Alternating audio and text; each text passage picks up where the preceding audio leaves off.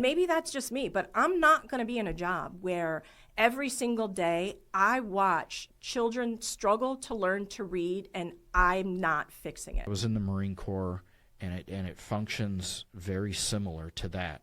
You cannot have that kind of toxic culture where you cannot speak to your superiors above you.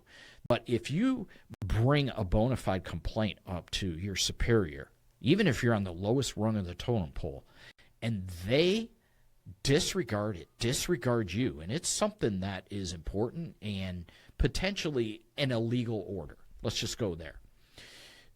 You can't ignore it. You have an obligation to go above that individual and then say, instead of talking to Corporal Dragon, now you got to go see Sergeant Phillips.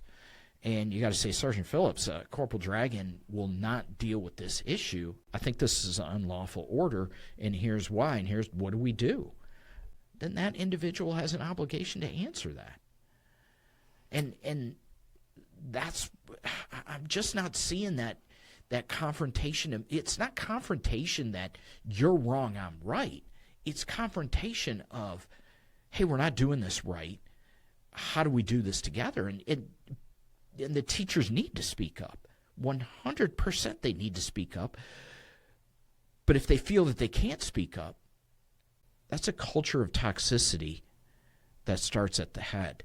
Because then that means that those individuals are not empowered to improve.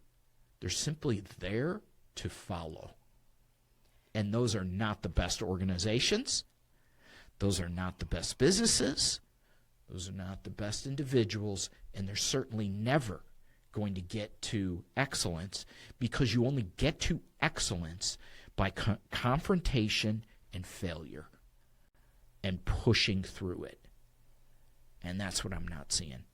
We have failure and we just give up and say, okay, 52%, 58%, 61%, we're better than most. Well, I mean, in the literacy realm, you get 52% failure, and you ask a school why, and they're like, what are the parents doing? What the behaviors? The tech, all of this kind of stuff.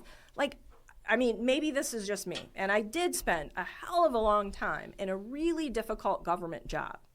But at no point in time would I ever envision myself saying, I'm going to let my clients be hurt